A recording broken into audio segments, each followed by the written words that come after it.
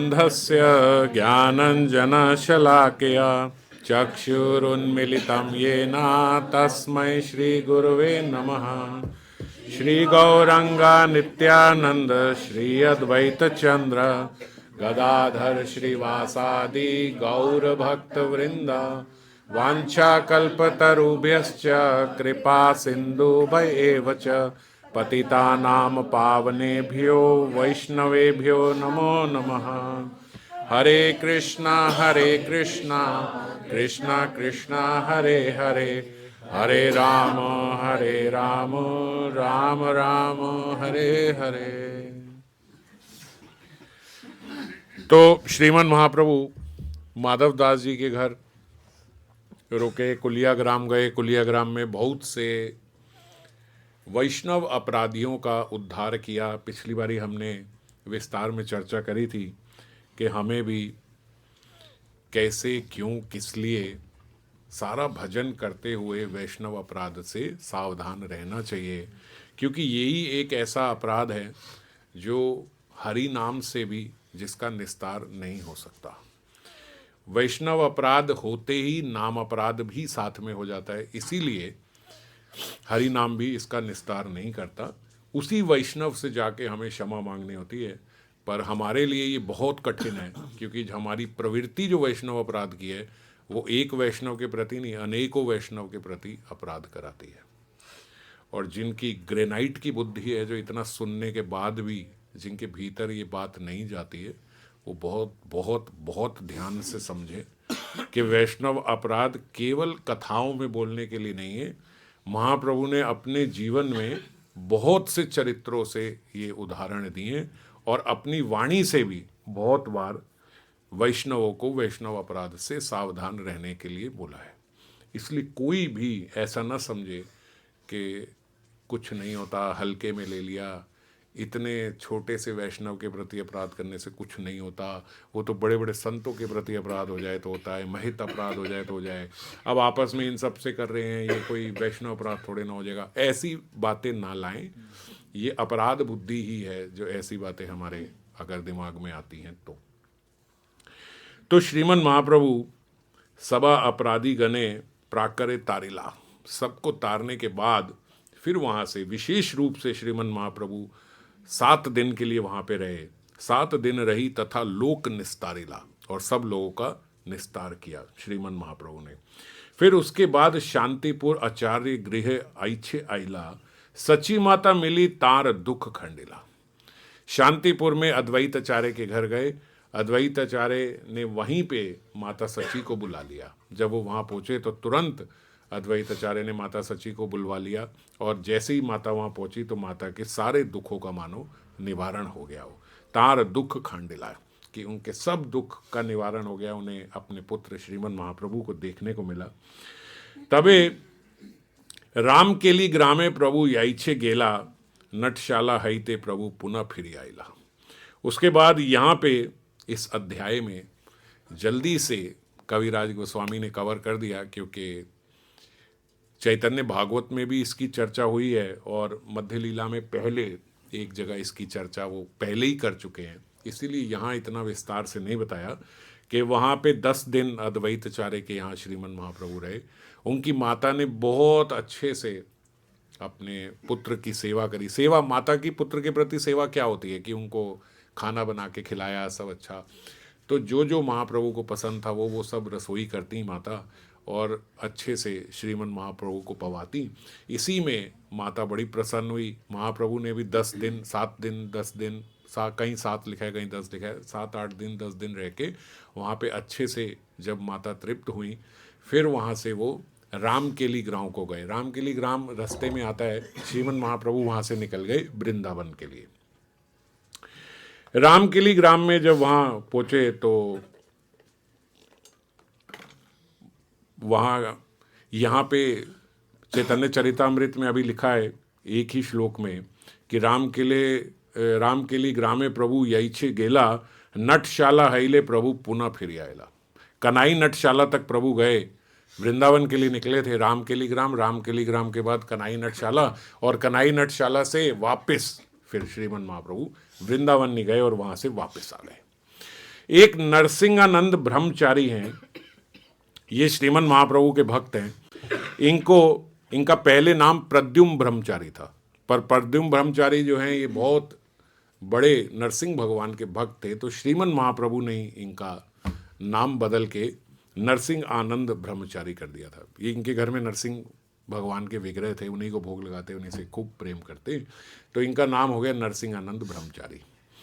ये स्मरण में बड़े प्रवीण थे, श्रीमन महाप्रभु के भक्त थे, और स्मरण में ही सब भगवान को जैसे भोग आदि इत्यादि ये सब करना, भगवान की लीलाओं का चिंतन करना, स्मरण जैसे हम पहले भी चर्चा करते हैं, हमारे जो भजन है उसका सबसे महत्वपूर्ण अंग अगर कोई है, आज हम विस्तार से चर्चा करेंगे इसकी अभी थोड़ी देर बाद। अभी चर्चा शुरू कर दी तो आज लीला जो गौर लीला है वो रुक जाएगी, इसीलिए अभी थोड़ा गौर लीला पे चर्चा करने के बाद फिर इस पे चर्चा करेंगे। तो नरसिंह आनंद ब्रह्मचारी जो हैं, इन्हें पता लगा कि श्रीमन महाप्रभु आ रहे हैं और वो वृंदावन की ओर जा रहे हैं। तो जैसे ही इन्हें अपने सहपाठियों से पता लगा, इन्होंने मन ही मन स्मरण करना प्रारंभ किया। और स्मरण में इन्होंने क्या किया कि महाप्रभु वहाँ जा रहे हैं वृंदावन, तो जो वहाँ का रास्ता है, पथे दुई दिके पुष्प बकुलेर श्रेणी, मध्य मध्य दुई पाशे दिव्य पुष्करिणी। इन्होंने मन में स्मरण करना शुरू किया कि जिस जिस रोड से श्रीमन महाप्रभु जाएंगे वहाँ वहाँ आसपास बकुल के वृक्ष का आरोपण कर दूं, ताकि उन पे पुष्प की वर्षा हो जब वो जाएंगे। और बीच बीच में जैसे पानी के छोटे छोटे सरोवर भी साइड में इन्होंने ऐसे स्मरण किया कि मैंने ऐसे सरोवर बनवा दिए, ऐसी रोड से जा रहे हैं, वहाँ पे ऐसे वृक्ष लगा दिए, उन पे पुष्पों की वर्षा हो रही है। नाना पक्षी कोलाहल शुद्ध सम जल, और उसमें बड़ा अच्छा शुद्ध जल है और बड़े सारे पक्षी, जब वृक्ष है तो बहुत सारे पक्षी आ गए, पक्षियों का कोलाहल हो रहा है। इस प्रकार से स्मरण करने लगे। शीत समीर वाहे नाना गंध लैया, और वहाँ पे बड़ी सुंदर हवा चल रही है, शीत समीर, और वाहे क्या वाहन कर रही है वो समीर, नाना गंध लैया, बड़े सुंदर उसमें खुशबू आ रही है अलग अलग पुष्पों की जो वहाँ पे वृक्ष लगे हैं। कनाई नटशाला पर्यंत लाइला बांधिला, यहाँ से लेके कनाई नटशाला तक सारी रोड जो थी वो उन्होंने स्मरण करके वहाँ पे वृक्ष लगाए, पुष्पों को देखा, पक्षियों को देखा, सरोवर को देखा, श्रीमन महाप्रभु को जाते हुए देखा। आगे मन ना ही चले, पर कनाई नटशाला से आगे उनका मन नहीं चल रहा। ना पारे बांधिते पथ बांध ना आया, नरसिंह हाइला विस्मिते। नरसिंह आनंद विस्मित हो रहे हैं, ऐसा क्यों हो रहा है कि मैं जो स्मरण कर रहा हूं वो केवल कनाई नटशाला तक ही कर पा रहा हूं, उसके आगे मैं स्मरण ही नहीं कर पा रहा। उसके आगे का जो पथ है उस पर मैं कोई पुष्प नहीं लगा पा रहा, मैं कोई फल ऐसा नहीं देख पा रहा हूं, कोई वृक्ष नहीं देख पा रहा हूं, कोई सरोवर नहीं। उनका मन वहां से हट जाता है, उधर लग ही नहीं रहा है। निश्चय करिय कही सुनो भक्तगण, अपने आसपास भक्तों को बोला, ए बार ना याबेन प्रभु श्री वृंदावन। पूर्ण रूप से उन्हें निश्चय हो गया कि मैं आगे नहीं कर पा रहा हूं, इसका मतलब प्रभु आगे नहीं जाएंगे। निश्चय करिए, उन्होंने अपने आप से बिल्कुल पक्के हो गए कि नहीं जाएंगे, और बोले सुनो भक्तगण, ए बार तो वो वृंदावन नहीं जाएंगे।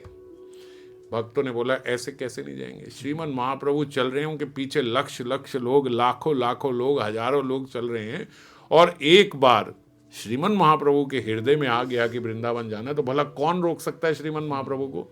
और वो तो वहाँ यवन वगैरह जो रास्ते में अगर आप कहो कि उन्हें रोक लेते या उस पथ पे वो नहीं जा पाते, तो वो सब तो वो वैसे ही क्रॉस कर रहे हैं। आगे अब कोई ऐसा संकट भी नहीं है, तो क्यों नहीं जाएंगे। बोले ये मैं आपको बाद में बताऊंगा, अभी बस आप ये समझ लो, आप देख लेना, और आपको बाद में सबको पता लग जाएगा कि वो जाएंगे नहीं और वो कनाई नटशाला से वापस आ जाएंगे। अब श्रीमन महाप्रभु कुलिया से निकले, वृंदावन की ओर जा रहे हैं, बहुत सारे लोग जो हैं वो उनके साथ हैं। यहाँ यहाँ प्रभु चरण पड़े चलिते, से मृत्तिका लाए लोक, गर्त है पथे। गर्त है पथे मतलब जहां जहां श्रीमन महाप्रभु चल रहे हैं वहां वहां इतने लोग आके एकत्रित हो जाते हैं कि सड़क पे खड्डे हो जाते हैं। जहां श्रीमन महाप्रभु जहां चल रहे हैं पीछे पीछे वहां की धरती बैठती जा रही है, उस पर खड्डे होते जा रहे हैं, क्योंकि कुछ 100 या 1000 लोग नहीं है, लाखों लोग एक जगह आके एकत्रित हो जाता है। तो ऐसे गर्त है पथे है, ऐछे चली अला महाप्रभु राम केली ग्राम। ऐसे चलते चलते श्रीमन महाप्रभु राम केली ग्राम को आ गए। ता नृत्य करे प्रभु प्रेम अचेतन, कोटि कोटि लोग ऐसे देखिते चरण।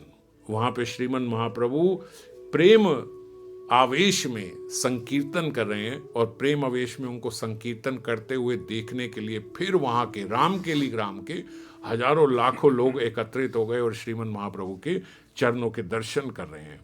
वहां के, अब जो पहले हमने बात करी थी कि जो गवर्नर हैं, जो चीफ मिनिस्टर हैं, जो उस समय सब थे, जो यवन थे, यहाँ पे रामकेली ग्राम में उन सब का राजा रहता है, राजा हुसैन शाह। उसके हुसैन शाह के ये सब गवर्नर थे जो इतने क्रूर थे। तो हुसैन शाह तो उन सबके पिता मानो क्रूरता में। तो हुसैन शाह वहाँ पे रहते थे, और हुसैन शाह को पता लगा कि भाई यहाँ पे इस प्रकार से कोई एक साधु आया है जो ऐसे नृत्य कर रहा है और ऐसे चल रहा है, और बहुत सुना है कि कई हजारों लाखों लोग उसके साथ ऐसे आ रहे हैं। ये हुसैन शाह के राज्य में ऐसा था कि अगर कोई एक व्यक्ति भी अगर नृत्य करता हुआ संकीर्तन पे, हिंदू नाम पे या संकीर्तन पे ऐसा नृत्य कर रहा है या हरि नाम ले रहा है, तो बोले उसको पकड़ के कारागार में डाल दिया जाता था, जेल में डाल दिया जाता था, और खूब पिटाई होती थी। और वहीं सड़क पे, चौराहे पे मारते थे, ताकि लोगों के अंदर एक खौफ रहे कि यहाँ पे ये सब नहीं करना है। तो वहाँ कोई अपने भक्ति का प्रदर्शन नहीं कर सकता था। कोई अपने घर में, जैसे हम इस प्रकार कथा कर रहे हैं, ये माइक से भी आवाज बाहर जा रही होगी, ऐसे भी नहीं कर सकता था कि ये आवाज बाहर जाए, ऐसा नहीं कर सकते थे। तो उसको बड़ी हैरानी हुई हुसैन शाह को कि कैसे ये सारा क्रॉस करके, कहाँ से ये यहाँ पे ऐसा साधु आ गया, नादिया क्रॉस करके ये कहाँ यहाँ पहुँच गया कि जिस पे हजारों लाखों लोग वहाँ पे उनके साथ हैं। और ऐसा व्यक्ति जो किसी को कोई दान भी नहीं दे रहा है, ऐसे नहीं कि बड़ा अमीर व्यक्ति है, भाई किसी को पैसा दे के साथ लाया हो, बिना दाने एता लोग यार पाछे हाय। उसको ये बात हैरानी हो रही है कि कोई इन्फ्लुएंस्ड ऐसा व्यक्ति नहीं है कि कोई बहुत बड़ा व्यक्ति है, कोई ठेकेदार है, कोई जमींदार है, कि वो आया कि लोगों को पैसे दे के एकत्रित करके लाया। बिना पैसों के ऐसा साधु, वो ये कहता कि जैसा भिखारी जैसा एक साधु, और इसके पास कुछ भी नहीं है, और हजारों लाखों लोग इसके पास एकत्रित हो रहे हैं। ये बात से वो बड़ा विस्मित हो गया, राजा हुसैन शाह जो है, कि ऐसा कैसे हो सकता है। सेता गोसाई यह जानिया निश्चय, ये कोई साधारण व्यक्ति नहीं है, ये कोई भगवान का ही विशेष अवतार लगता है, ये वो सोच रहा है हुसैन शाह। अब देखो, जब भगवान जाते हैं तो कैसे कैसे बुद्धि फिर जाती है, और कैसे कैसे बुद्धि ठीक हो जाती है। काजी यवन इहार ना करियो हिंसा, जाके उन्होंने, जो काजी थे वहाँ के, जो ये सब देखते हैं लॉ एंड ऑर्डर, उसको बोला कि सुनो, ये जो साधु आ रहा है, क्योंकि खुला ऑर्डर था कि ऐसा कोई करे तो उनको मारना पीटना है, तो काजी को बोला, काजी यवन इहार ना करी हिंसा, इस बारी यहाँ कोई हिंसा मत करना, उन्हें अभी कुछ कहना मत। आपन इच्छाएं बुलान यहाँ उहार मना, उनने अपने आप से काजी को बुलाया और ये बोल दिया कि अभी तुम इसे कुछ मत कहना। और उनका, राजा का एक कॉन्फिडेंट था, एक राजा का अपना निजी व्यक्ति थे, जो पहले भी विश्वास पात्र जिसको कह के संबोधन किया था, इनके विश्वास पात्र थे केशव छत्री। केशव छत्री को इन्होंने बुलाया और राजा ने उनसे पूछा कि भैया बताओ, प्रभुर महिमा छत्री उड़ाई ला दिला। और जो ये केशव छत्री था, इसने प्रभु की महिमा को बहुत ही कम करके बताया। वो द्वेषी था, वो भी यवन ही था, तो उसने बताया, वो सब जान रहा था, सब देख रहा था, उसका तो नेटवर्क ही था पूरे राज्य में ये सब देखना और राजा को बताना, तो इसीलिए पहले उसको बुलाया गया। और उसने प्रभु राजा को बोला कि सुनो, ऐसा कोई खास नहीं है, आपको किसी ने बढ़ा चढ़ा के बोला है कि इतने लोग आ रहे हैं, ऐसा कुछ नहीं आ रहे। हाँ हैं, कुछ हैं, 2 4 20 25 लोग साथ में हैं। वो किसी भी साधु के साथ इतने लोग आ जाते हैं, तो थोड़े से लोग उसके साथ आए हैं। आपके चिंतन में आए ऐसा कोई बड़ा व्यक्ति नहीं है, आप उसका ध्यान मत कीजिए, छोटा सा व्यक्ति है, हम उसको निकाल देंगे। उन्होंने कहा फिर भी हिंसा मत करना। हाँ हाँ बोले, हिंसा नहीं करेंगे, इतना बड़ा व्यक्ति ही नहीं है कि हम उसके लिए कोई एक्शन ले। वो यहाँ से निकल रहा है, निकल के चला जाएगा, आप छोड़ो, उसके बारे में ज़्यादा ध्यान मत दो। और साथ में बोलता, भिखारी सन्यासी करे तीर्थ पर्यटन, तार देखी बारे ऐसे 2-4 जन। कुछ नहीं है, 2-4 लोग उसके साथ हैं, भिखारी साहब बस यहाँ से चले जाएंगे, आप छोड़ो इनको, और आप इसके बारे में इतना सोचो, इतनी ज़रूरत भी नहीं है आपको।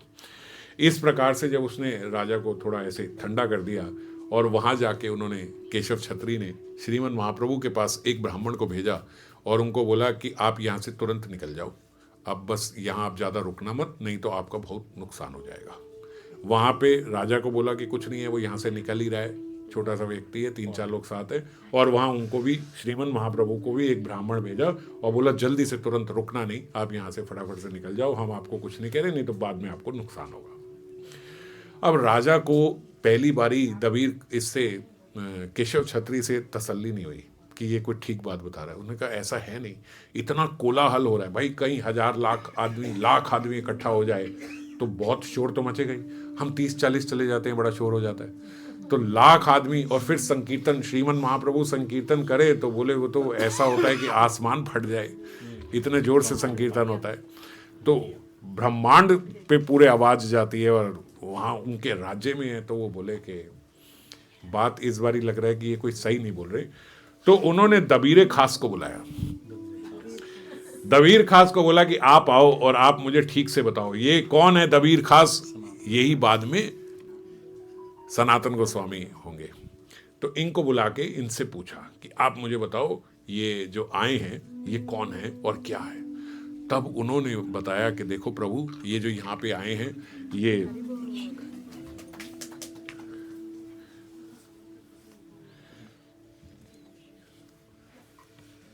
आपके राज्य में मानो साक्षात आपके भगवान आ गए हैं।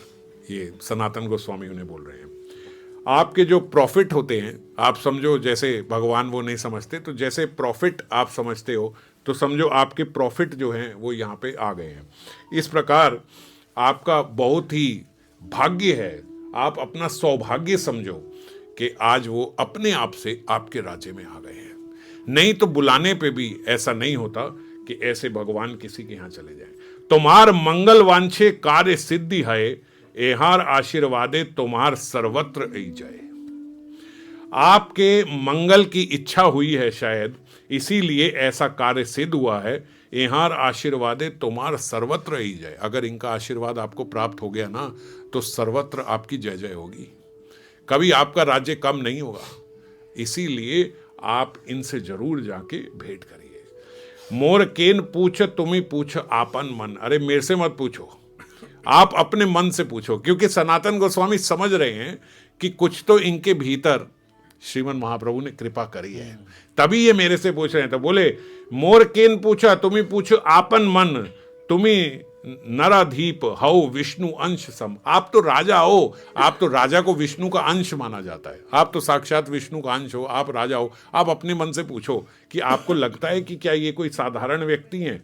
राजा बोला कि मुझे ऐसा लगता है कि हमारे तो जो अल्लाह हैं उन्हीं का एक स्वरूप शायद यहाँ पे प्रकट हो गया है, क्योंकि मैं बहुत अपने मन से चिंतन कर रहा हूँ तो मैं भी ऐसा ही सोच पा रहा हूँ कि कोई साधारण व्यक्ति नहीं है। किसी व्यक्ति के साथ ऐसे लाखों लोग इकट्ठे नहीं हो सकते। और जिस प्रकार से मैंने और इधर उधर से उनकी ध्वनि सुनी है, तो वो मुझे लगता नहीं कि कोई साधारण है। इसीलिए मैंने इसीलिए मैंने आपको अलग से बुला के ये बात पूछी, वरना तो हमेशा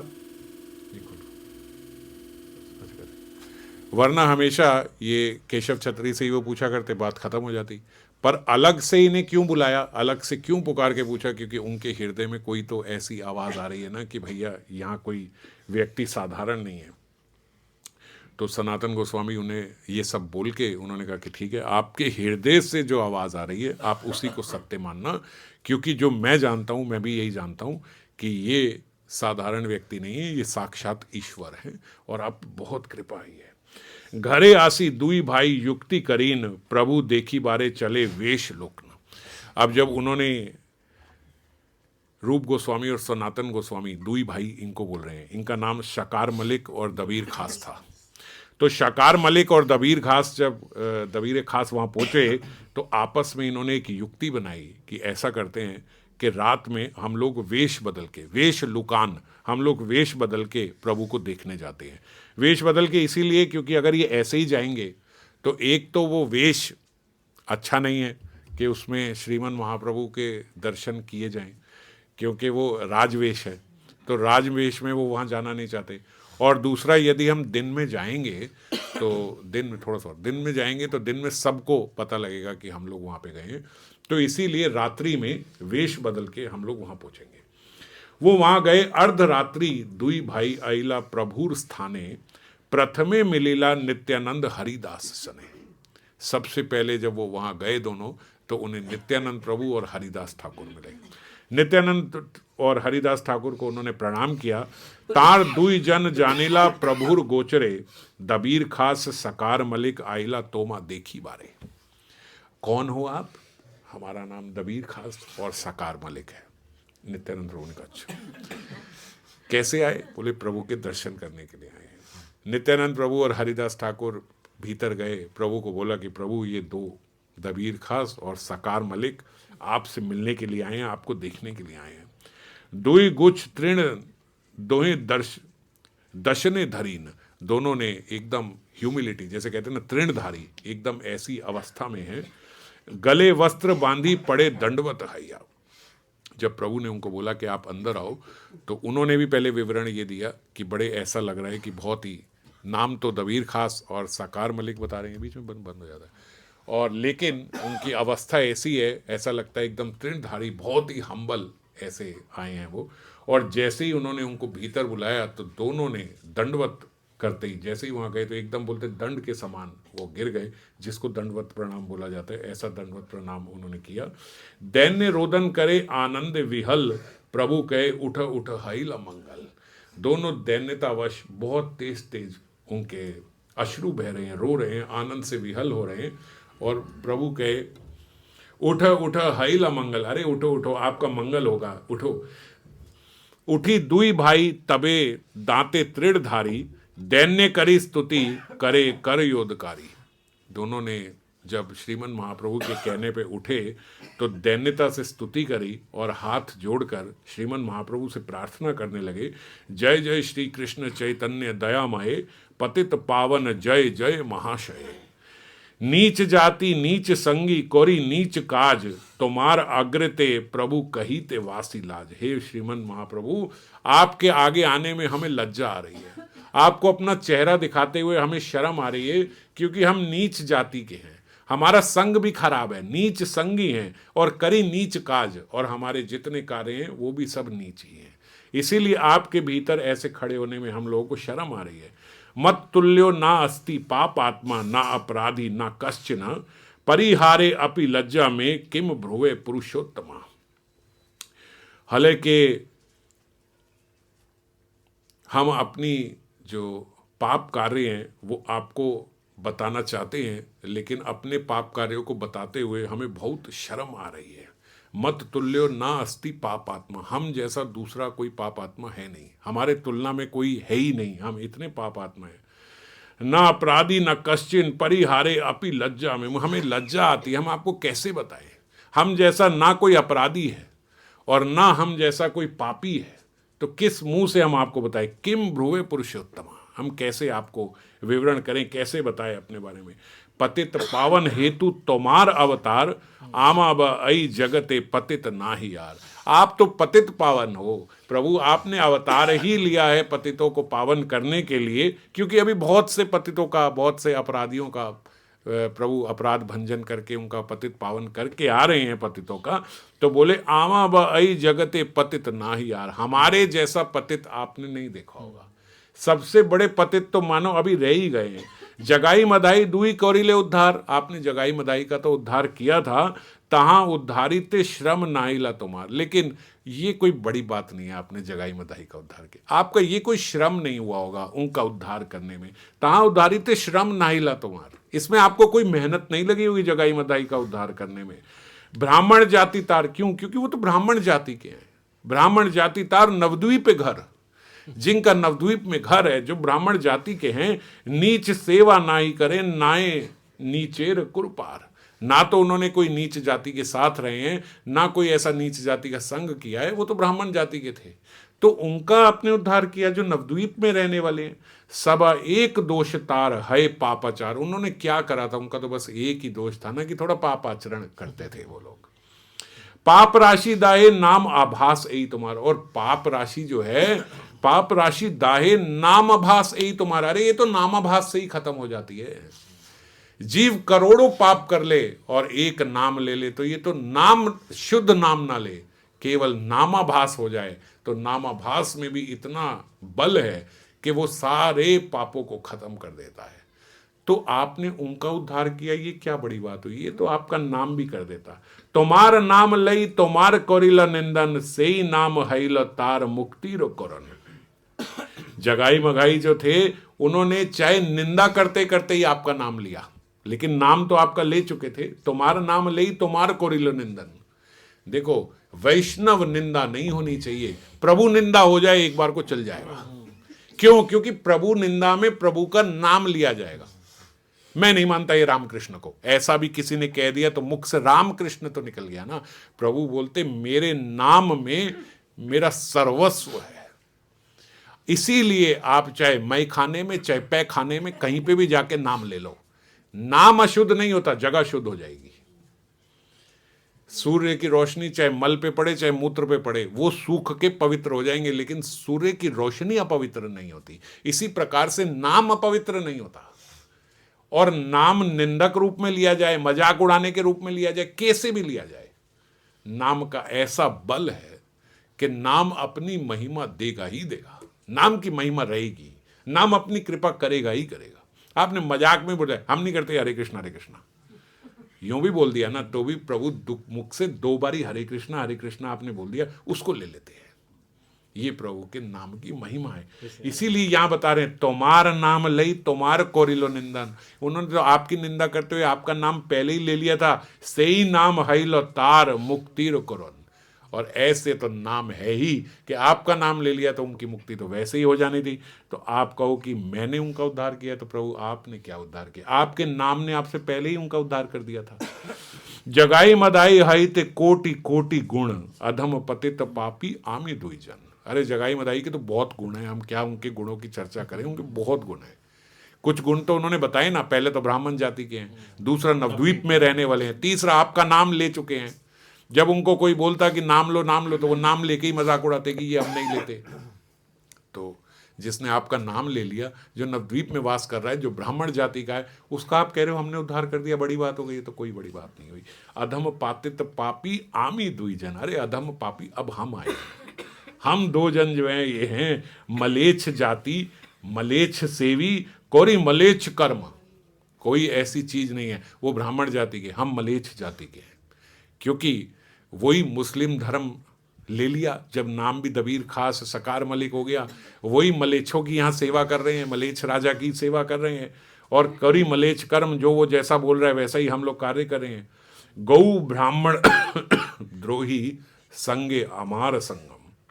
हमने गौ की, ब्राह्मणों की और ऐसे सब लोगों की हमने उन सब के प्रति अपराध की है।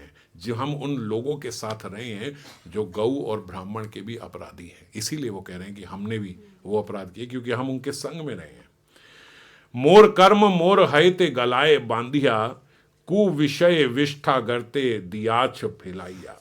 हमारी ऐसे समझो कि हमारी गर्दन पकड़ के, हमारा सिर पकड़ के, मोर कर्म मोर हाथे गलाए बांध दिया, हमारे हाथ और गला बांध के मानो हमें विषय कूप में गिरा दिया गया है और हम उसी में गुड़े हुए हैं और निकल भी नहीं सकते, क्योंकि हमारे हाथ भी समझो बंधे हुए हैं। ऐसे बंधे हुए हाथों से हम लोग विषय के कूप में गिरे पड़े हैं। जहाँ मल मूत्र होता है, ऐसे मल मूत्र के समान विषय में गुड़े पड़े। आमा उद्धारिते बोली नाही त्रिभुवने, पतित पावन तुम्ही सब तोमाविने। पूरे त्रिभुवन में ऐसा कोई नहीं है जो हमारा उद्धार कर सके, इतना बल किसी के अंदर नहीं है। आमा उद्धारिते बोली नाही त्रिभुवने, पतित पावन तुम्ही सब तोमाविने। सिर्फ तुम्हारे बिना और कोई नहीं है। हे पतित पावन, केवल आप हो जो हमारा उद्धार कर सकते हो, वरना इस पूरे त्रिभुवन में हम जैसे पापियों का उद्धार कोई नहीं कर सकता। आमा उद्धारिया यदि दिखाओ निज बल, अगर ऐसा बल दिखाओ आप कि हम जैसों का उद्धार कर दो, पतित पावन नाम ताबे से सफल, तभी आपका नाम सफल होगा ये पतित पावन। वरना आप जो अभी करके आ रहे हो कुलियाग्राम में इसका उद्धार कर दिया, उसका उद्धार, अरे प्रभु वो तो सब आपके वहीं रहते थे, आपके निज धाम को रहने वाले लोग हैं, निज धाम वासियों का उद्धार करके आप पतित पावन नहीं हुए हो।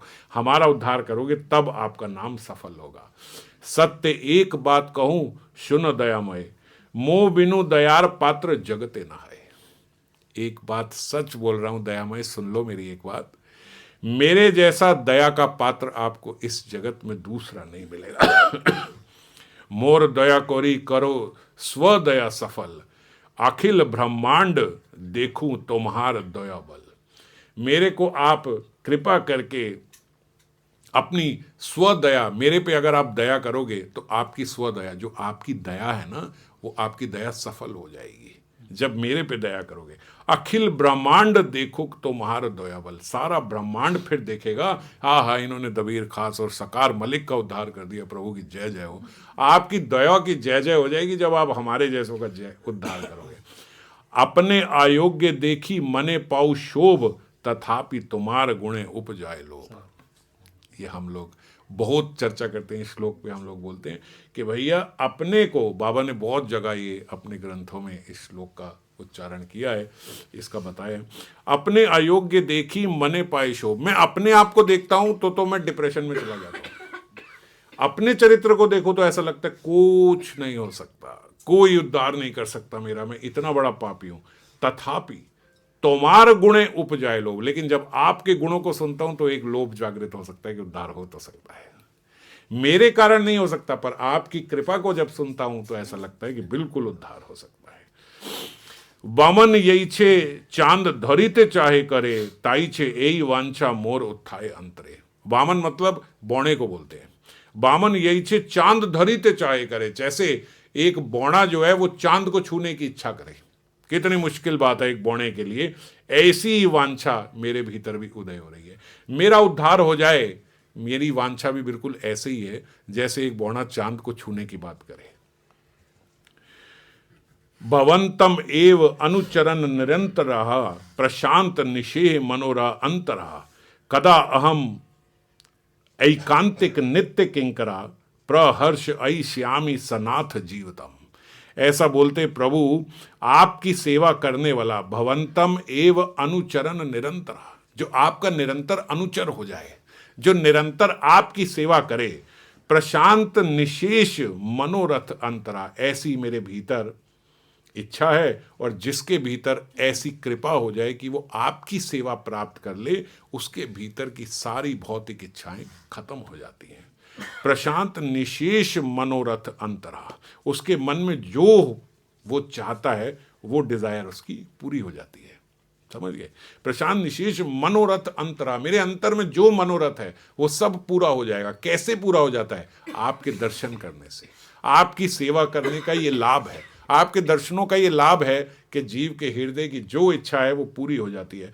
कदा अहम एकांतिक नित्य किंकरा, कब ऐसा होगा कि मैं एकांतिक रूप से आपका नौकर बन पाऊंगा, नित्य किंकरा, मैं आपकी सेवा कर पाऊंगा। प्रहर्ष ऐ श्यामी सनाथ जीवतम, और मैं हमेशा प्रसन्न रहूंगा, हर्षित रहूंगा, खुश रहूंगा, और अपने आप को सनाथ मानूंगा। सनाथ मानी कि मेरे सिर पे कोई है मेरे ऊपर, मेरा स्वामी। सुनी महाप्रभु के सुनो दबीर खास, तुम्ही दुई भाई मोर पुरातन दास। अरे सुनो, इतना मत बोलो, तुम आज के नहीं, तुम मेरे दोनों भाई बहुत पुराने दास हो। आज ही हई ते दुहार नाम रूप सनातन, आज से आपका नाम जो है वो रूप सनातन हो गया। दैन्य छाड़ तुम्हार दैन्य फाटे मोर मन, इतनी दैन्यता मत दिखाओ, आपकी दैन्यता देख के मेरा हृदय फट रहा है। श्रीमन महाप्रभु बोले, इतनी दैन्यता के आप पात्र हो नहीं, जैसी बातें कर रहे हो आप, इतनी आप मेरे बहुत पुराने दास हो, आपका नाम आज से रूप और सनातन हुआ। दैन्य पात्री लिखी मोर पाठाले बार बार, तुमने मुझे चिट्ठियां लिखी हैं बहुत सारी, ऐसी दैन्यता से भरी हुई, और मैंने एक बार नहीं, मैंने बार बार तुम्हारी चिट्ठियों को पढ़ा है। से ही पत्री द्वारा जानी तुम्हारा व्यवहार, और उस पत्री से ही मैं तुम्हारे व्यवहार को जान गया था, तुम्हारे स्वभाव को मैं तुम्हारी चिट्ठियों से ही जान गया था, तुम्हारा स्वभाव कैसा है। तुम्हारा हृदय आमी जानी पत्री द्वारे, आपका हृदय मुझे चिट्ठियों से पता लग गया था। तोमा सिखाई ते श्लोक पठाई ला तुम्हारे, और तुम्हारे लिए एक श्लोक मैंने बार बार लिखा है, और वो श्लोक मैं तुम्हें आज भी बता देता हूं। पराव्यसनिनी नारी व्यग्र अपि गृह कर्माशु तब एव आस्वादयति अंत नव संग रस आयचम।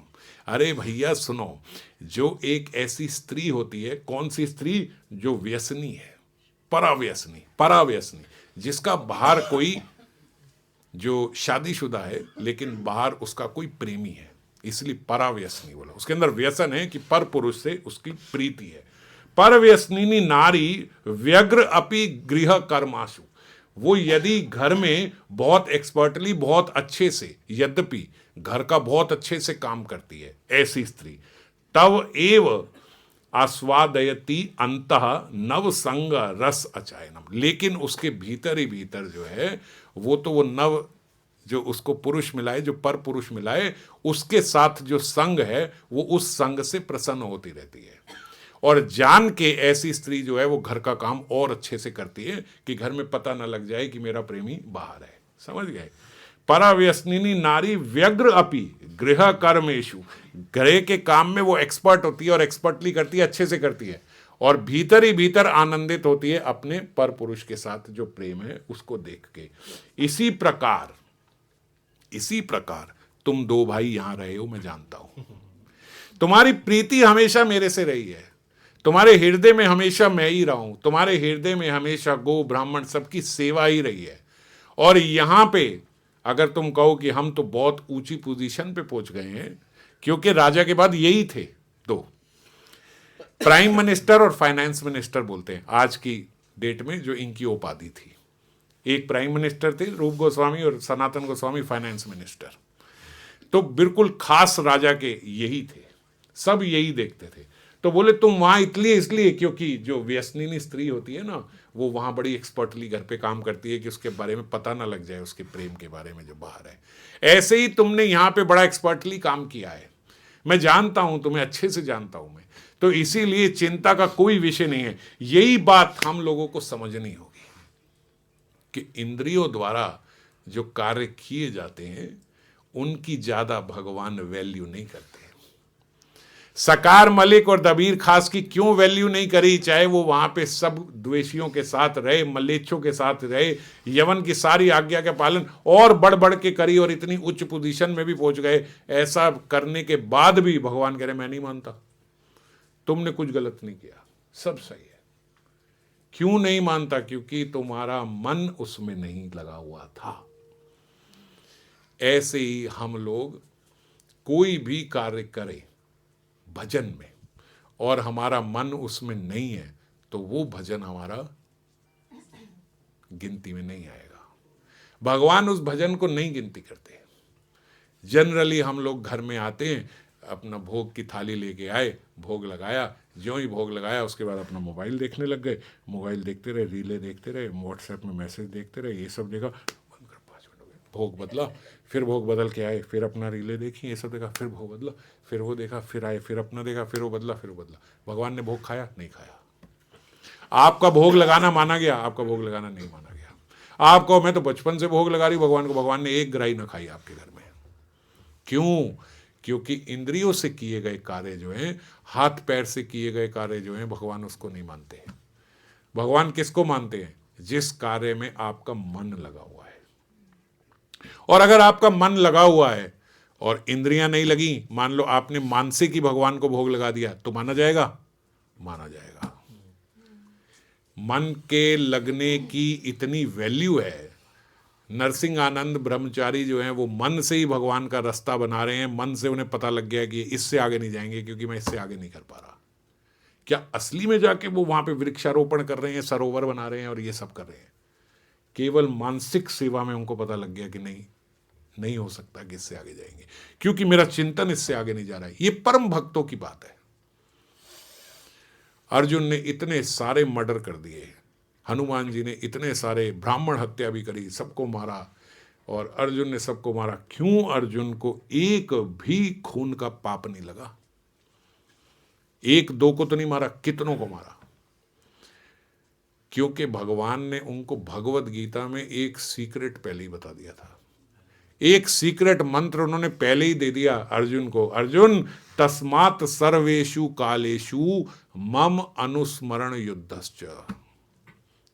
क्या करना है अर्जुन तूने? मेरा स्मरण करते हुए ये युद्ध करना है। मम अनुस्मरण युद्धश्च। अब तू जितने मर्जी मर्डर कर ले, कोई फर्क नहीं पड़ता। क्यों? मन में कौन है? मन में मैं रहूंगा। मेरा स्मरण करते हुए यदि तूने बाहर से ये सारे कार्य कर दिए, उसका कोई फल नहीं लगेगा। तो कब कब मेरा स्मरण करना है? तस्मात् सर्वेषु कालेषु।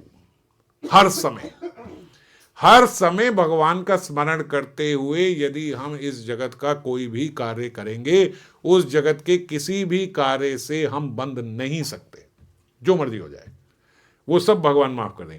मई अर्पिता मनोबुद्धिर। भगवान ने और कुछ नहीं मांगी, आपका धन नहीं मांगा, ये नहीं बोला मुझे इतने पैसे दो, इतनी इनकम चढ़ाओ, इतना ये सब बातें यहां पे नहीं करी।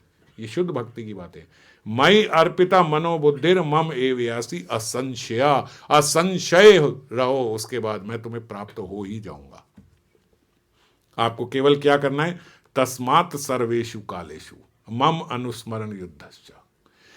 केवल भगवान का हमें हर समय स्मरण करना है। उससे क्या होगा? हम कुछ भी कर लें, और अगर आप कुछ भी कर लो भजन में, आपका मन नहीं लगा, उसको भगवान नहीं लेते। वो सब ऐसे ही है, हमने इतने सारे पाठ करे, हमने ये सब करा, हमने सोचा हम सुबह उठ के ये करा करेंगे, हम एक बार हनुमान चालीसा पढ़ा करेंगे, हम ये दुर्गा सप्तशती इतनी बार पढ़ेंगे, हम इतनी बार भागवतम पढ़ेंगे, ये सब करेंगे, वो सब करेंगे। क्या हुआ? कुछ नहीं हुआ। मन था? नहीं था। आपने वो जो पढ़ा, वो आपने जो कथा में सुना, क्या आपने उसको फॉलो किया? नहीं किया, तो फिर कोई फायदा नहीं हुआ। हम इतनी देर बैठ के जप किया, हमने इतना करा, ये करा, वो करा। हाँ, नाम की महिमा है, सुकृति मिलेगी, कृपा मिलेगी। कब मिलेगी पता नहीं, बहु जन्म अभी करना पड़ेगा। जब तक भगवान के नाम में भगवान स्वयं विराजमान हैं, ये जान के नाम नहीं लेंगे, तब तक नाम लेने का कोई विशेष लाभ नहीं होगा। नाम लो, जैसे आप ले रहे हो वैसे ही करो, जैसे आप चैंटिंग कर रहे हो वैसे ही करो, पर चैंटिंग करने से पहले 2 मिनट ये चिंतन कर लो, ये नाम जो मैं ले रही हूं, ये नाम जो मैं ले रहा हूं, इनमें और भगवान में कोई भेद नहीं है। कुछ भी करते हुए, चलते फिरते इधर उधर, सारा ध्यान उधर है, पूरा मन उधर है, यहां तक टक टक टक टक टक चलता रह रहा है। किस स्पीड से चल रहा है, किससे चल रहा है, हमें कुछ पता नहीं, पता हमें खत्म करनी है। एंड तक हमें अपनी माला पूरे दिन की पूरी करनी है, चाहे कैसे भी करें। अगर इस प्रकार से नाम लिया जा रहा है तो वो नाम गिनती में नहीं आएगा। आपकी तसल्ली हो रही है, आप अपनी तसल्ली करो कि मैं इतना नाम करती हूं, मैं इतना नाम करता हूं, वो ठीक है।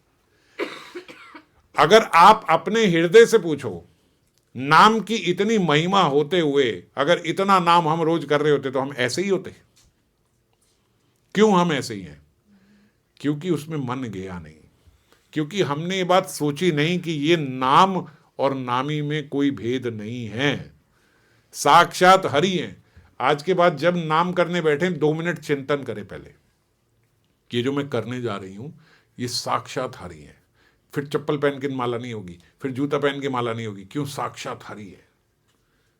इनका नाम ऐसे नहीं ले सकते, सम्मान से बैठ के कहीं पे नाम लेंगे, ऐसा सोचोगे अगर आप सोचोगे तो। हाँ, चलते फिरते खाईते सोईते नाम लेना है, पर जो आपके निर्धारित माला है, निर्धारित नाम है, बड़े ध्यान से। नाम कहीं भी ले सकते हैं। आप कहोगे अभी तो आपने कहा था नाम कहीं भी ले सकते हैं, अब आप कह रहे हो कि जूता चप्पल उतार के नाम करेंगे। नहीं, ये बात नहीं है। मैं जो अपनी निर्धारित माला है उसकी बात कर रहा हूं। उसके अलावा ठीक है, ये नाम की कृपा है, आप जैसे मर्जी नाम लो, जैसे युद्ध करते हुए भी नाम ले रहे हैं। अगर मन में आपके विशेष रूप से नाम है तो फिर आप चाहे चप्पल पहन के करो, जूता पहन के करो, कोई फर्क नहीं पड़ता। क्योंकि मन कहाँ है? मन भगवान ने है। अर्जुन ने इतने सारे मर्डर कर दिए, कोई फर्क नहीं पड़ा। क्यों? मन कहाँ है? मम अनुस्मरण युद्धश्च। भगवान ने ये इतनी बड़ी सीक्रेट की बात बोल दी, मेरा अनुस्मरण करो, उसके बाद कुछ भी कर लो। और ये वहीं का नहीं, यहां का भी यही है।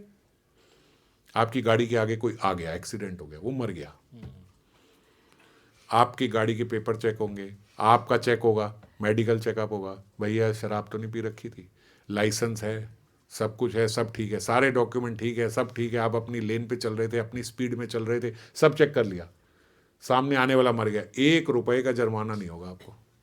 है कि नहीं? यहां पे भी ये है ना कानून। समझ जाएंगे भैया, क्यों, क्या समझ गए? वो ये समझ गए कि इसकी मंशा मारने की नहीं थी, ये तो ठीक था, इसकी इंटेंशन मर्डर की नहीं थी। समझ में आ जाएगा ना? आपकी गाड़ी के पेपर हैं, आपका अपना लाइसेंस है, सब ठीक है, आप बिल्कुल ठीक अपनी स्पीड पे अपनी लेन में चल रहे थे, सामने कोई आगे आ गया, मर गया, क्या पता लगा भैया इनकी इंटेंशन मारने की नहीं, तो मर्डर हो गया, लेकिन कोई पाप नहीं लगेगा। आप हॉस्पिटल गए, डॉक्टर ने ठीक करते करते स्वाहा कर दिया, डॉक्टर को कोई अपराध लगा? नहीं लगा। क्यों? इंटेंशन नहीं थी मारने की। तो यहां का जो लॉ है, जो इस जगत का कानून है, वो भी इस बात को मानता है। तो भगवान के यहां ऐसा नहीं होगा क्या?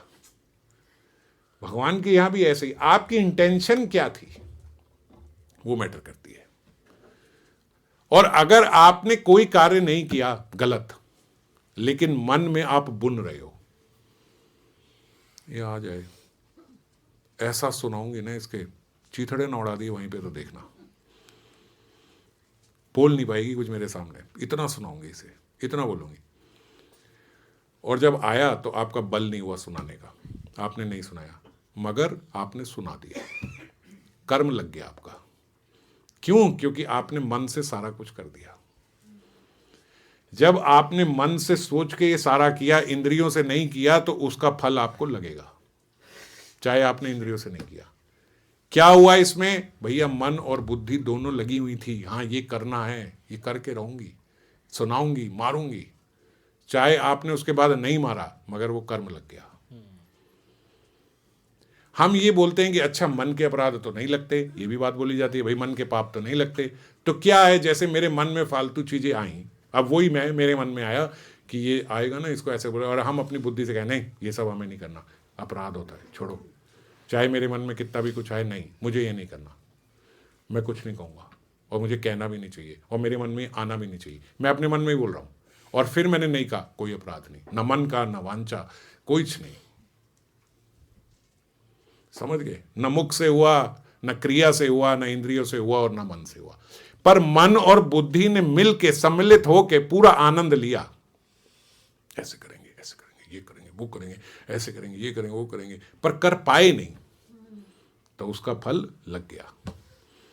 आपके हृदय में वो फल लग गया, आपके हृदय में आपने जो इतना चिंतन किया वो आपको लग गया, क्योंकि मन से आपने ये सब कर लिया। बात समझ गए? और फिर हम बोलते हैं हमने तो कुछ बोला ही नहीं, हमने ऐसे किया, हमें किस बात का वो लगे? भैया लगेगा, क्योंकि आपने मन और बुद्धि के साथ मिल के सारा चिंतन तो करा है। और भगवान यही देखते हैं कि मन कहाँ है, और मन में अगर ये सब बुन रही हैं चीजें अंदर ही अंदर, अंदर ही अंदर, वो तो मैं बोल क्यों नहीं पा रहा हूं? क्योंकि मेरी हिम्मत नहीं है बोलने की, उससे कोई फर्क नहीं पड़ता। आपके घर में रोज 56 चीजें तो नहीं लगती भोग लगाने के लिए, आपके घर में तो एक सब्जी बनी, एक रोटी बनी, एक दाल बन गई, वो आपने भोग लगाई, पर मन में आपने ऐसा जब भोग लगाए तब चिंतन किया कि ठाकुर आपके लिए ये हलवा भी बना है, ये खीर भी बनी है, ये मालपुए भी बने हैं, ये हमने आज साउथ इंडियन डोसा भी बनाया है, ये हमने नॉर्थ इंडियन की ये पनीर की भी, दाल की भी, ये भी, वो भी, ये सब चीज़ें 56 भोग लगाई हैं, ठाकुर जी को 56 भोग लग गया।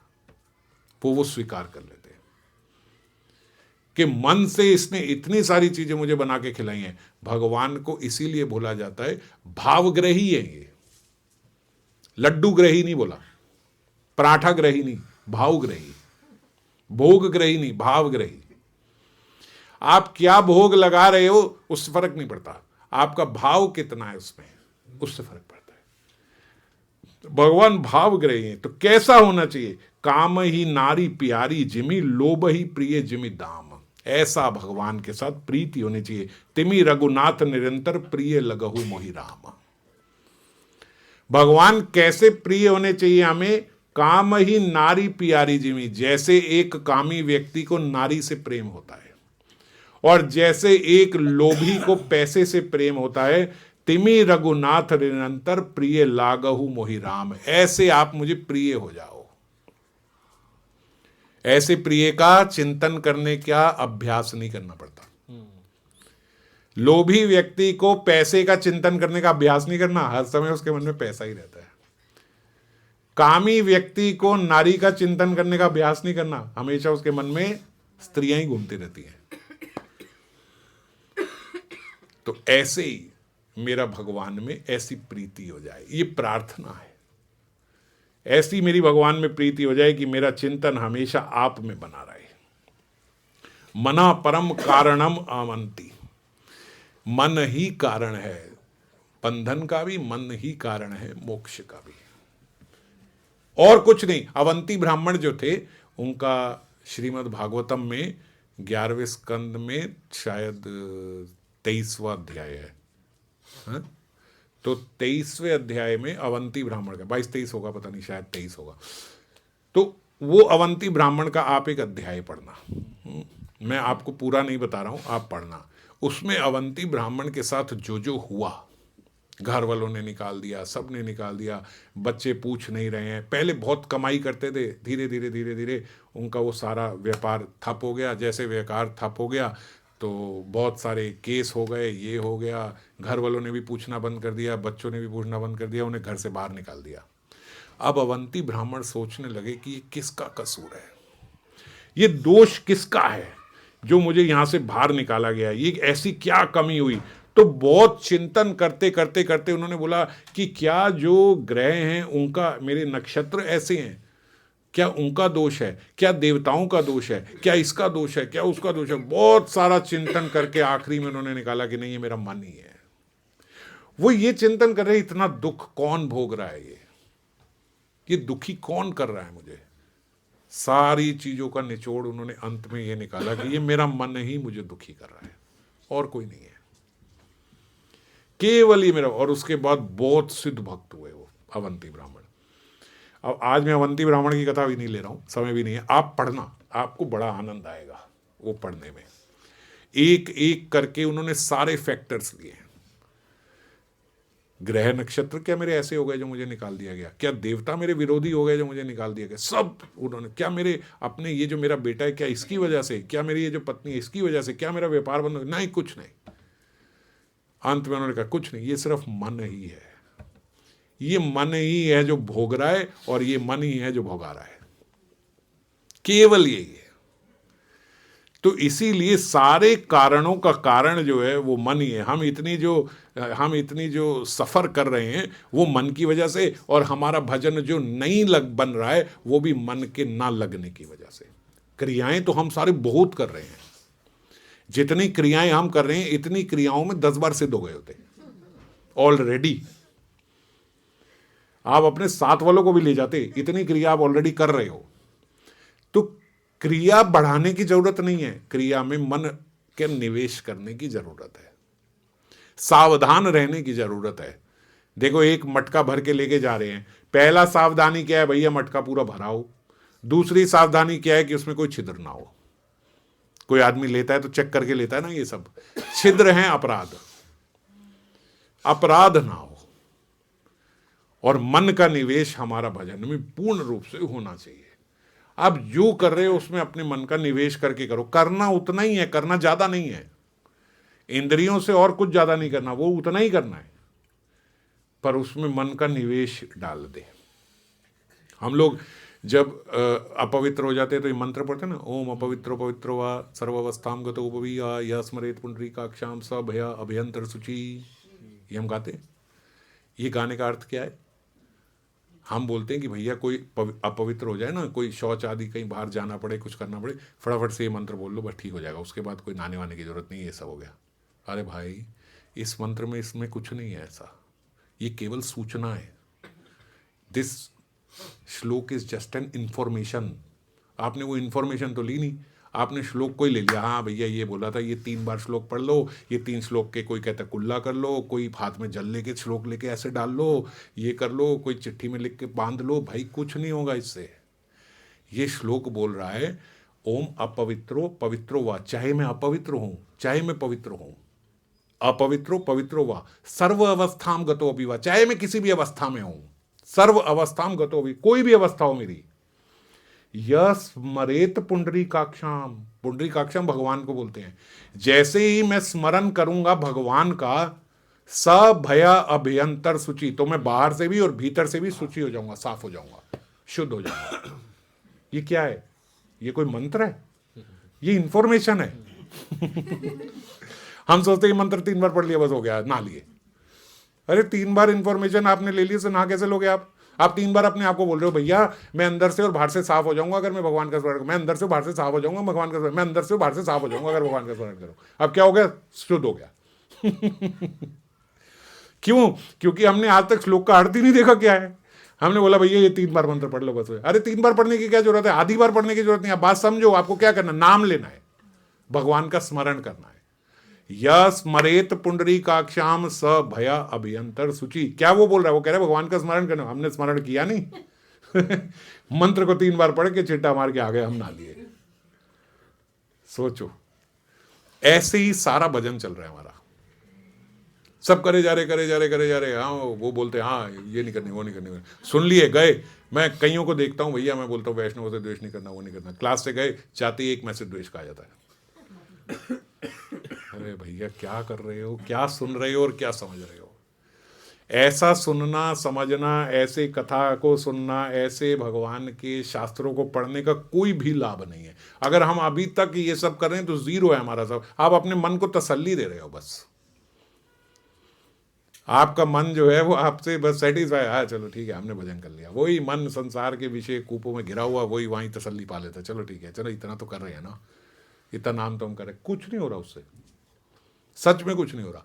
देखो एक बात सुनो, जो भगवत प्राप्ति है वो भगवत प्राप्ति अभी होना शुरू होगी। कभी शुरू होगी? अभी तो ही भगवत प्राप्ति होगी। मरने के बाद कुछ अचानक से नहीं होएगा कि हमें पता ही नहीं था हमारी भगवत प्राप्ति हो गई है, हम चले गए। ये हम मरने के एंड में ऐसे नहीं होगा कि तुरंत बस उस वक्त नाम लेना है भगवान का लास्ट में और मेरी भगवत प्राप्ति थी, ऐसा कुछ नहीं होगा।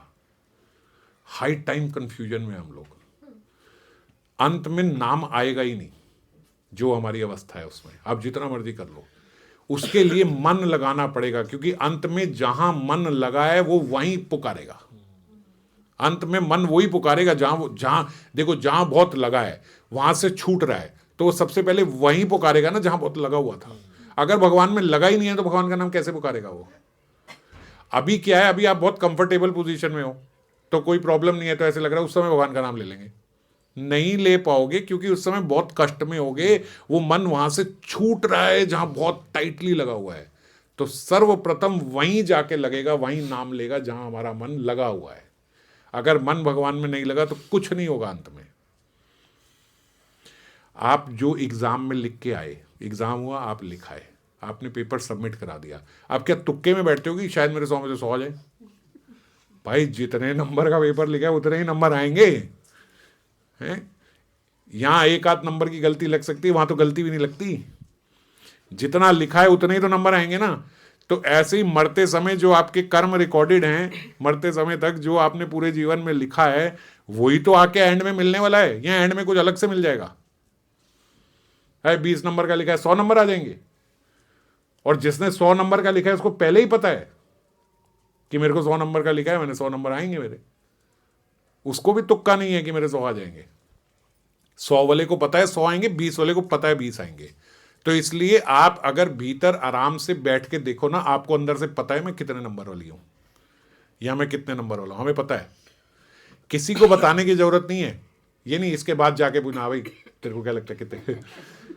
आपको अंदर पता है कि इतने हैं मेरा, और उतना ही है। आप हम्बल नहीं हो, उतना ही है। अपने आप से थोड़ी ना हो, अपने आप से तो आपको पता है कि मैं इतना ही है। तो इसीलिए भगवत प्राप्ति अभी होनी है, अभी करनी है। मरण उपरांत नहीं होगी भगवत प्राप्ति। जिसको भगवत प्राप्ति हुई है उसको पहले हुई है, तो मरने के बाद चला गया है। पहले ही 100 नंबर का पेपर लिखा है तो चला गया है। बाद में अचानक से तो किसी के साथ कुछ नहीं हुआ है, ना होगा, ना हुआ है, ना कभी होता है। ऐसा प्रोसीजर ही नहीं है। समझ गए? इसलिए अभी अभी अभी से अभ्यास करना है। और अभ्यास क्या करना है? बहुत क्रिया कर रहे हो ऑलरेडी, बस उसमें मन डालना है। मन कैसे डालना है? समझना है कि ये भगवान ही है, यहां पे मूर्ति नहीं है। ये नाम जो मैं ले रहा हूं, ये नाम साक्षात हरि है, अवतरित हो रहे हैं मेरी जिह्वा पे, प्रकट हो रहे हैं नाम रूप से। ये समझना है। ये वैष्णव, इतनी सारी वैष्णव मूर्ति किस लिए है? ताकि मैं इनकी सेवा कर पाऊं और मेरे बहुत सारे पाप धुल जाए। जो पिछले बहुत सारे अर्जित पाप कर रहे हैं वो कैसे धुलेंगे? वैष्णवों की सेवा से। इसीलिए भगवान कृपा करके वैष्णव संग देते हैं, इसीलिए भगवान कृपा करके गुरु रूप में आ जाते हैं कि ये समझा पाऊं, ये सेवा ये कर पाए, ये सेवा में कर पाऊं, इसीलिए ये सब हो रहा है। और अगर ये सब किया नहीं, उल्टा करा, मन ही मन में, बाहर से नहीं करा, हिम्मत नहीं है, मन ही मन में वैष्णव से द्रोह करा, द्वेष करा, ईर्ष्या करी, और फिर सोच रहे हैं अब इससे तो इतना नहीं हो सकता कि ये तो है ही ऐसा अगर हम सोच रहे हैं तो हम सोचें भगवत धाम चले जाएंगे, भगवत प्राप्ति हो रही है, या नाम हमसे प्रसन्न होगा, नाम प्रभु प्रसन्न, कुछ नहीं होगा ऐसा। तो चीजें बहुत सिंपल भी हैं, और अगर नहीं समझें तो लाइफ टाइम कॉम्प्लिकेटेड है, और अगर समझ जाएं तो बहुत चीजें सिंपल है। बहुत सिंपल है कि नहीं है?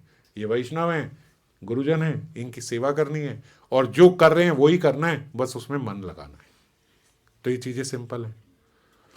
और अगर सुन कुछ रहे हैं और मन में कुछ और चल रहा है, कुछ और, उसका कोई लाभ नहीं होगा। आप भगवत गीता में देखो 18वें अध्याय का ये 17वां श्लोक, इसमें भगवान क्या कह रहे हैं? यस्य न अहंकृत भवो बुद्धिर यस्य न लिप्यते हत्वा अपि स इमा लोका न हंति न निभ्यते। ये भगवान अर्जुन को बोल रहे हैं, यस्य न अहंकारो भवा, कि हे अर्जुन, अगर तू जो कार्य कर रहा है उसकी अहमता तेरे अंदर नहीं है, उसका अहंकार तेरे अंदर नहीं है। यस्य न अहंकार भवो बुद्धिर यस्य न लिप्यते। और जैसे मैंने बोला बुद्धि का भी हमारा निवेश हो जाता है ना, साथ में बुद्धि और मन दोनों मिल जाते हैं। तो बुद्धि यस्य न लिप्यते, और बुद्धि भी उसकी यहां पे नहीं लिपटी हुई है। हत्वा अपि इमा लोकान, उस वो ऐसा व्यक्ति चाहे कितने सारे लोगों की हत्या भी कर दे। ये अर्जुन को, क्योंकि वो वहां युद्ध में ही है, उसको बोल रहे हैं हत्वा अपि सा इमा लोकान ना हंति ना निभ्यते, ना मैं वो कोई खून मानूंगा, ना उसका इस संसार में उसको उलझा हुआ मानूंगा।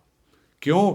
क्योंकि ना उसकी यहां अहमता थी, ना उसकी यहां कोई बुद्धि लगी थी, ना वो मन से यहां था, ना ये बुद्धि से यहां था। वो भगवान ने उसे पहले ही कह दे, मन अनुस्मरण युद्धश्च।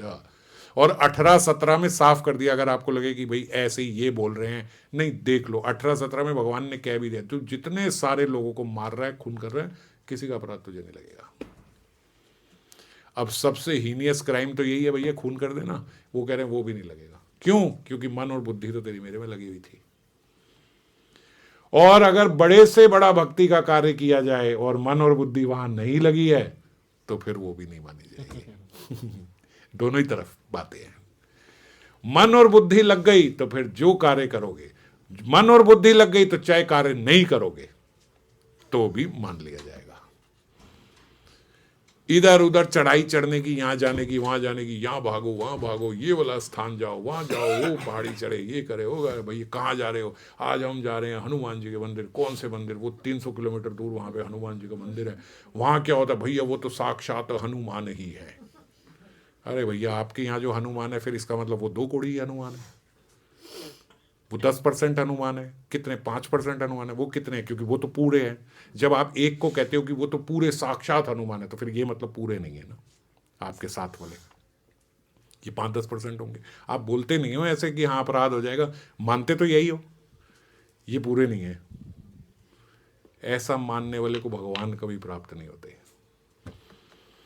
भगवान क्या कह रहे हैं? मैं सर्वस्व हूं, सब जगह हूं, सारी जगह, सब जगह हूं। केवल मूर्ति में नहीं, मैं वैसे भी हर जगह हूं, हर व्यक्ति के भीतर हूं, हर अवस्था में हूं। सब जगह भगवान की उपस्थिति है। आपने बेवकूफी में ये मान लिया है वो वाले साक्षात हैं, ये वाले कम हैं, वो वाले आप पहले यहीं भगवत अपराध कर देते हो। आप जब आप ये कहते हो वो तो बिल्कुल पूरे पक्के भगवान, वहां जाने से, वो कहने से होगा। तो जब आप एक को बहुत पक्का ऐसा कहते हो तो दूसरे को तो मानते हो नहीं, कम है। तो जब माना कि ये कम है तो फिर यही भगवत अपराध हो गया। कहीं कुछ करने की जरूरत नहीं है, केवल मन को लगाना है। अब मन तो लगता नहीं, तो आदमी सोचता है भैया चढ़ाई चढ़ जाऊंगा, इतना सारा भागूंगा दौड़ूंगा, इतना कष्ट पाऊंगा तो भगवान खुश होंगे। भगवान इससे थोड़े खुश हो रहे हैं। परिश्रम करो, परिश्रम अपने मन को लगाने का करो। परिश्रम करना है। पर मन को लगाने का करना है। वो नहीं लगता तो एक्सरसाइज करने से भगवान नहीं मिलते, समझ गए।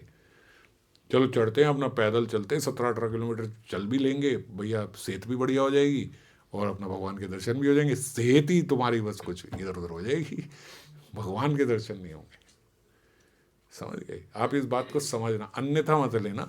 भगवान सब जगह है, तीर्थ यात्रा करो, सब करो, पर मन से करो। वहां जाके साधु समागम की सेवा करो, वहां जाके जो तीर्थवासी हैं उनकी सेवा करो। जैसे इन्होंने बोला ना, जगाई मदाई का उद्धार करके क्या बोला, भाई जगाई मदाई तो आपके नवद्वीप के ही थे। मतलब क्या है कि जो धामवासी हैं वो तो आप ही के हैं, तो धामवासियों की सेवा करने का मौका मिले, इसीलिए धाम जाए, समझ गए। इन बातों को हमें समझना होगा। मन लगा नहीं लगा, नहीं लगा तो कुछ नहीं हुआ, लास्ट में चीटेड फील करोगे आप। इतना करा क्या हुआ, कुछ भी नहीं हुआ। तो कुछ होगा क्यों, क्योंकि मन तो आपका, हमारा पूरा टाइम संसार में था, हमारा वहां था ही नहीं मन। और भगवान क्या बोल रहे हैं, मैं केवल मन को देखता हूं, वो कहां है, समझ गए। मम अनुस्मरण युद्धश्च, और कब कब, तस्मात् सर्वेषु कालेषु, हर समय। मन जितना मन लगा के क्रिया करी वो क्रिया काउंट हुई, जो मन लगा के नहीं करी वो क्रिया वेस्ट हो गई।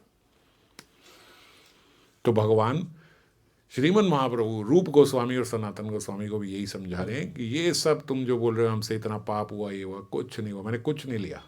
अर्जुन ने इतने मर्डर करे, सब लिए, ये बोल रहे हैं ना 17-18 में, मैंने कोई नहीं लिया, मैंने कुछ नहीं लिया, तुम्हारा कुछ नहीं हुआ। क्यों? क्योंकि तुम्हारा मन सदा मेरे में ही लगा रहा है, मैं जानता हूँ। तो इसलिए ये सब छोड़ो। मेरा हृदय फटता है आपकी ऐसी दैन्यता अवस्था नहीं है आपकी, आप बहुत बड़े भक्त हो, ठीक है। तो कल फिर कल अगली बार फिर आगे और चर्चा करेंगे। जय राधे।